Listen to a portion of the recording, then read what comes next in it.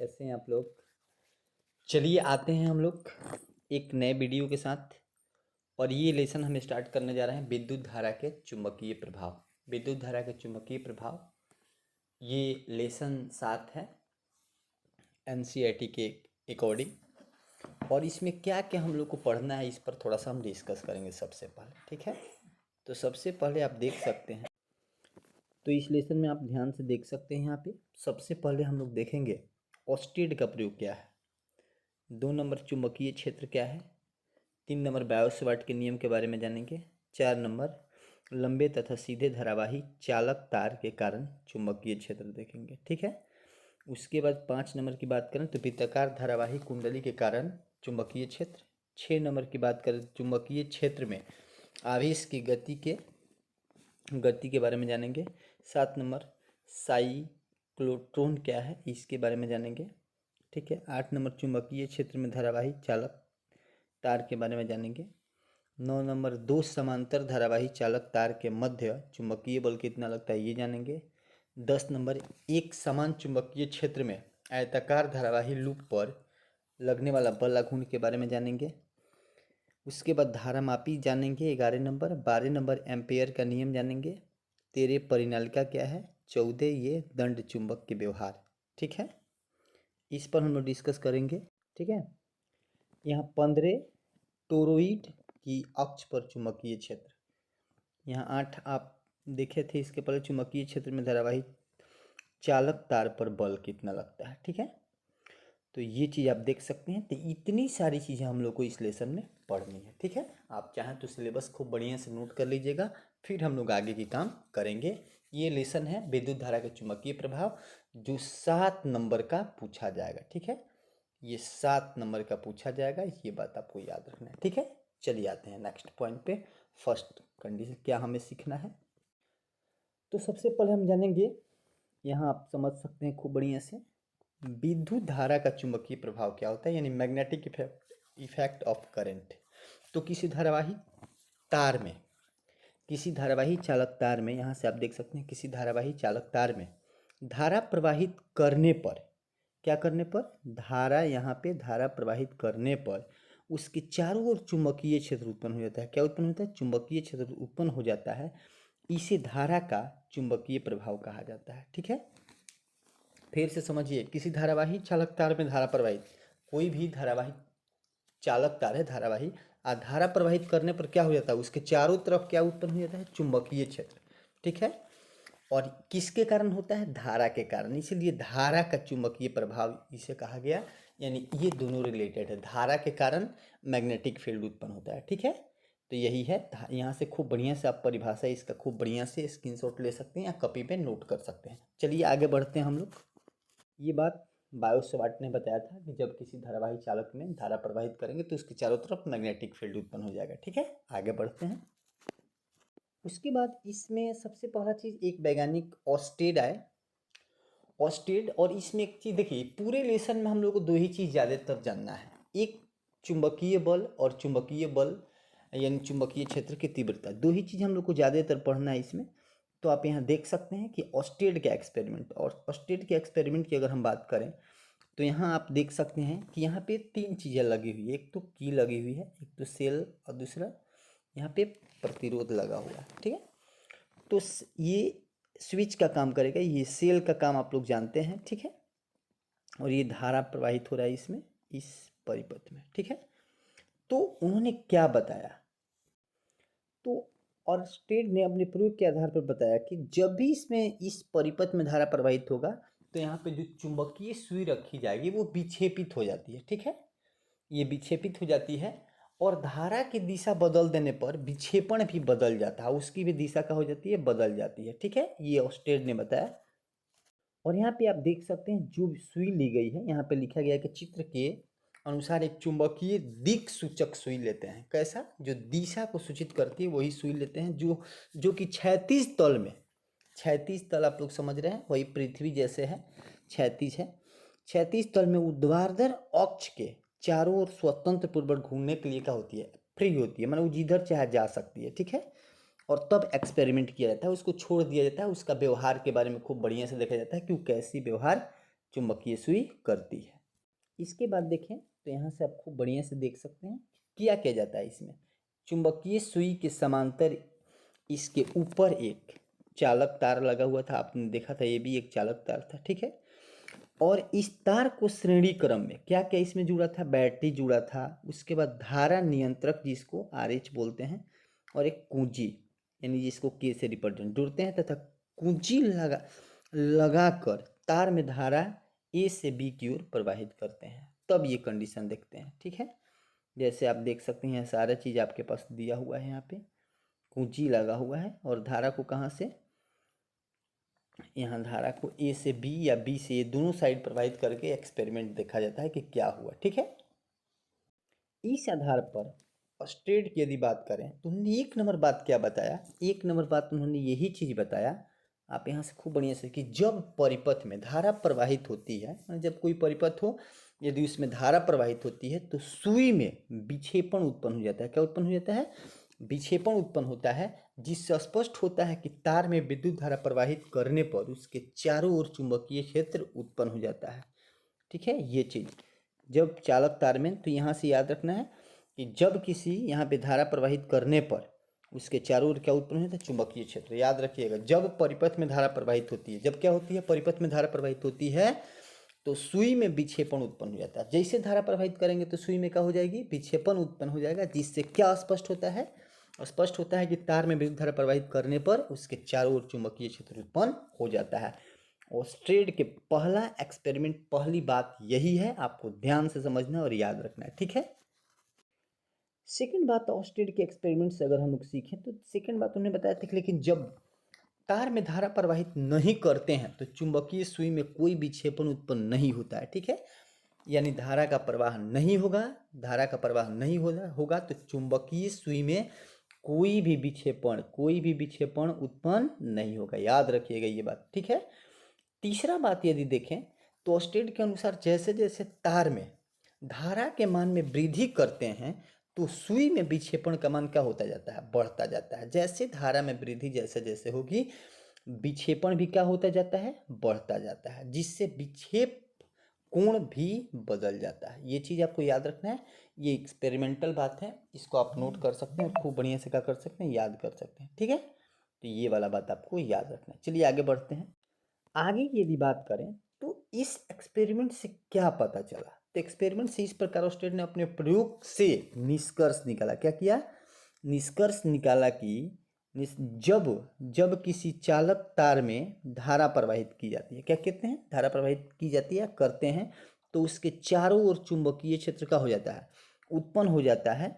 इस चुंबकीय क्षेत्र के परिमाण और दिशा चालक तार में प्रवाहित धारा पर, किस पर, धारा के परिमाण और दिशा पर निर्भर करता है। इस घटना को धारा का चुंबकीय प्रभाव कहा जाता है। याद रखना है, जब किसी चालक में वही चीज़ धारा प्रवाहित करेंगे तो उसके चारों तरफ चुंबकीय क्षेत्र उत्पन्न हो जाएगा, ठीक है।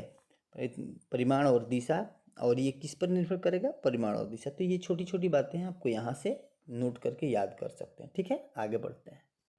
आगे यदि बात करें हम तो यहाँ पे आप खूब बढ़िया से देख सकते हैं चुंबकीय क्षेत्र क्या होता है। तो मैंने बताया था, इसके भी पहले मैंने कई बार इसकी परिभाषा बताया था कि चुंबक के चारों ओर का वह क्षेत्र जहाँ तक उसके कारण चुंबकीय प्रभाव का अनुभव करते हैं वो चुंबकीय क्षेत्र होता है। ऐसे भी बता सकते हैं कि किसी चुंबक या धारावाही चालक तार के चारों ओर का वह क्षेत्र जिसमें किसी लोहा युक्त वस्तु को लाने पर वह उसकी ओर क्या होती है, आकर्षित होती है, उसको भी क्या बोलेंगे, चुंबकीय क्षेत्र। माने कोई भी, जैसे में लोहा, निकेल, कोबाल्ट इत्यादि पदार्थ को अगर चुंबकीय क्षेत्र की माने ले जाएंगे तो एक ऐसा क्षेत्र होगा जो उसको आकर्षित करेगा, उसको क्या बोलते हैं हम लोग, चुंबकीय क्षेत्र बोलते हैं। तो ये चीज़ आप लोगों को क्या करना है, याद रखना है। और चुंबकीय क्षेत्र को किससे रिप्रेजेंट करते हैं, चुंबकीय क्षेत्र को बी से रिप्रेजेंट करते हैं। किससे, बी से रिप्रेजेंट करते हैं, ठीक है। तो चलिए आगे बढ़ते हैं। अब क्या है, चुंबकीय क्षेत्र का बहुत सारा छोटा छोटा नाम है, अलग अलग जगह पर कहीं चुंबकीय क्षेत्र लिखा गया है, कहीं चुंबकीय फ्लक्स घनत्व लिखा गया है, कहीं चुंबकीय प्रेरण सदिश लिखा गया है, कहीं चुंबकीय क्षेत्र की तीव्रता लिखा गया है। सब का मतलब एक ही है और इसको किससे रिप्रेजेंट करते हैं, बी से इसको रिप्रेजेंट किया जाता है। चलिए आगे बढ़ते हैं। और यहाँ से ये भी देख सकते हैं कि चुंबकीय क्षेत्र की तीव्रता जो है कौन राशि है, तो एक सदिश राशि है। ठीक है, याद रखिएगा चुंबकीय क्षेत्र की तीव्रता एक सदिश राशि है। आगे बढ़ते हैं। आगे यदि हम बात करें तो यहाँ बल की बात करेंगे। चुंबकीय बल क्या होता है, मैग्नेटिक फोर्स। तो यहाँ से देखिए, यदि कोई आवेशित कण गतिशील है तथा वहां पर विद्युत क्षेत्र उपस्थित नहीं है, गति क्या चीज, आवेशित कण गतिशील है लेकिन वहां पे क्या उपस्थित नहीं है, विद्युत क्षेत्र उपस्थित नहीं है, फिर भी उस पर कोई बल लग रहा है, तो निश्चित रूप से वहाँ क्या है, एक क्षेत्र होगा जिसे चुंबकीय क्षेत्र कहा जाता है। ठीक है, तथा इस बल को चुंबकीय बल कहा जाता है और एफएम से रिप्रेजेंट करते हैं। ठीक है, उसके बाद जब कोई आवेशित कण, माने आवेशित कण यानी क्यू, क्या चीज़, क्यू भी वेग से क्या हो, चुंबकीय क्षेत्र बी में अगर गतिशील हो, तो यहाँ पे गतिशील होता है, आवेश पर लगने वाला बल चुंबकीय बल कितना हो जाएगा, यहाँ से आपको ध्यान से देखना है, इतना हो जाएगा। चुंबकीय बल को ऐसे रिप्रेजेंट करते हैं। ठीक है, आगे बढ़ते हैं। चुंबकीय बल, ठीक है, तो चुंबकीय बल का यहाँ सूत्र आपको बढ़िया से देख सकते हैं। चुंबकीय बल का ये फॉर्मूला है, ये वाला, एफ एम बराबर क्यू इंटू में भी क्रॉस बी, इसके ऊपर भी सदिश है और इसके ऊपर भी सदिश है, याद रखिएगा इसको, जिसको इस तरीका से भी लिखा जाता है। कभी कभी ऐसा होता है कि एग्जाम में बी क्रॉस भी आ जाता है, इसके ऊपर भी सदिश और इसके ऊपर, तो ये गलत है, आपको याद रखना है। ठीक है, ये गलत है, क्योंकि भी क्रॉस बी होगा। अगर बी क्रॉस भी है तो आगे आपको माइनस का उपयोग करना पड़ेगा, तब तो जाके बी क्रॉस आप भी लिख सकते हैं, इसके ऊपर भी सदिश और इसके ऊपर भी सदिश। ठीक है, ऐसे इस फॉर्म को आपको याद रखना है, यही होगा। ठीक है, जहां पर अगर Q क्या है, आवेश का परिमाण है, V क्या है, आवेश का वेग है, B क्या है, चुंबकीय क्षेत्र की तीव्रता है, थीटा क्या है, V और B के मध्य का कोण है, Fm चुंबकीय बल है।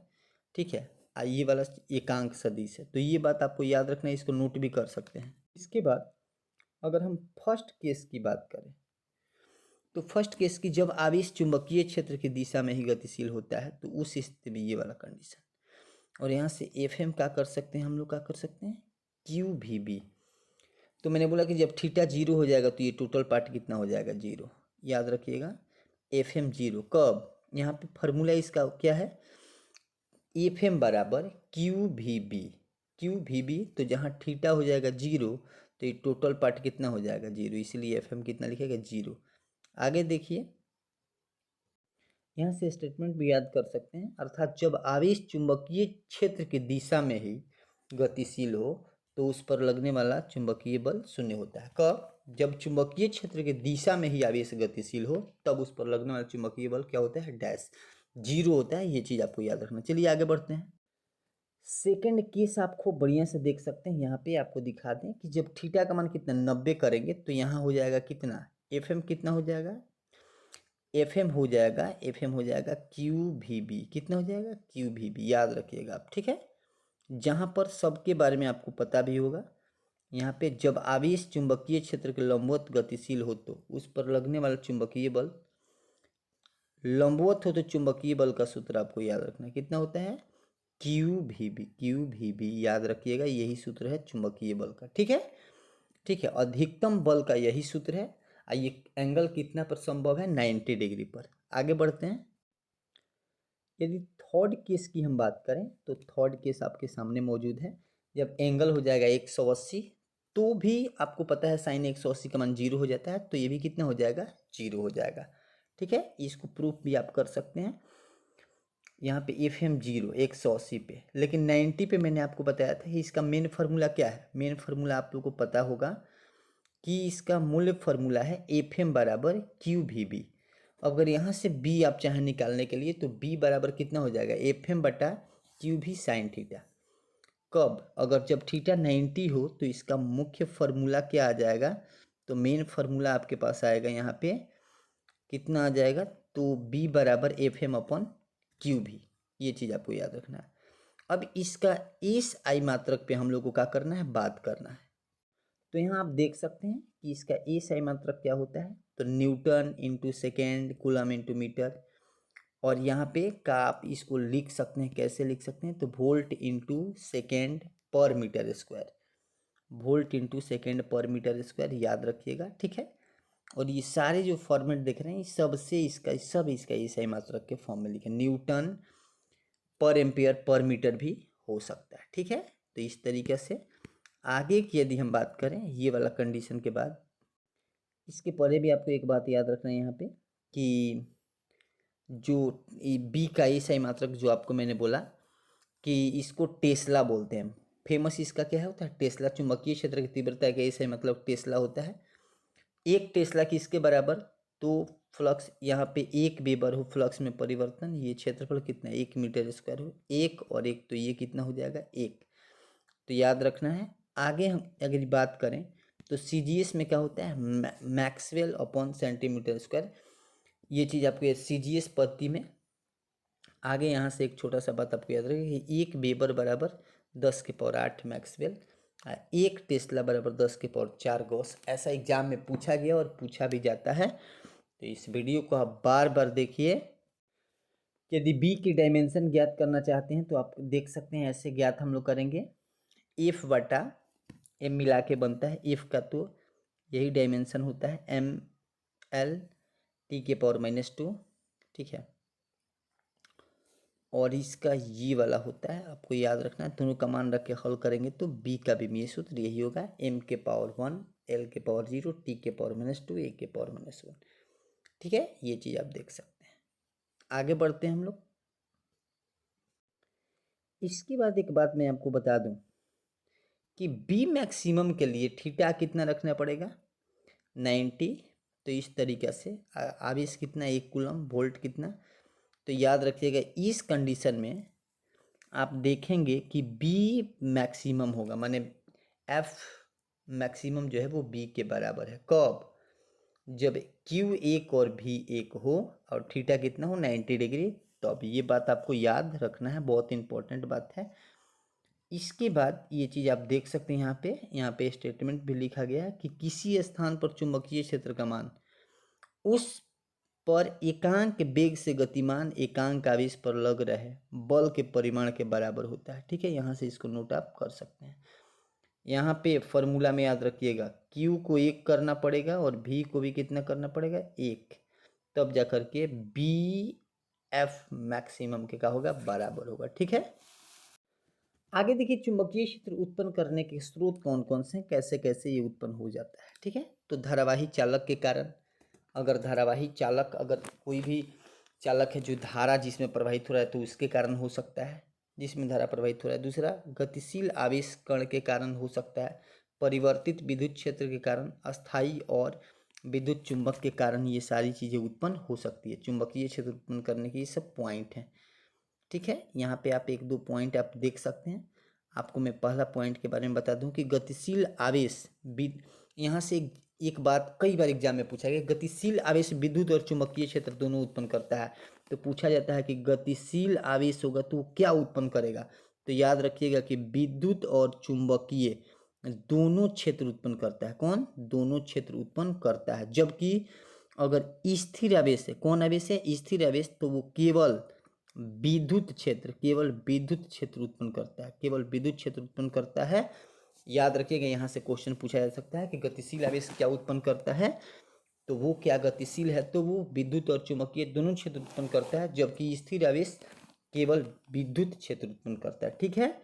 इसके बाद 2 नंबर बात की बात करें तो यहाँ पे आप देख सकते हैं कि विद्युत बल की तरह चुंबकीय बल भी अध्यारोपण सिद्धांत का पालन करता है। विद्युत बल की तरह चुंबकीय बल भी अध्यारोपण के सिद्धांत का क्या करता है, पालन करता है, ठीक है। आगे बढ़ते हैं।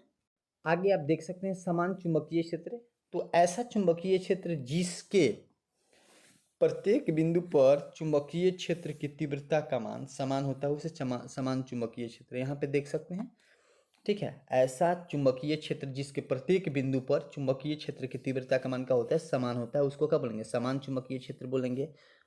आगे यदि बात करें हम लोग तो यहाँ पे आप देख सकते हैं समान के बाद असमान में क्या बोलेंगे, ऐसा चुंबकीय क्षेत्र, यहाँ से बोल सकते हैं असमान में, ऐसा चुंबकीय क्षेत्र जिसके प्रत्येक बिंदु पर चुंबकीय क्षेत्र की तीव्रता का मान असमान होता है उसे असमान चुंबकीय क्षेत्र बोलेंगे। आगे बढ़ते हैं।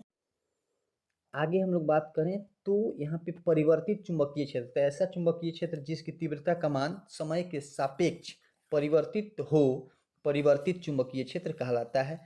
अपरिवर्तित किसको बोलेंगे? तो ऐसा चुंबकीय क्षेत्र जिसकी तीव्रता के मान समय के सापेक्ष अपरिवर्तित हो, अपरिवर्तित चुंबकीय क्षेत्र कहलाता है। ये बात आप देख सकते हैं, ठीक है।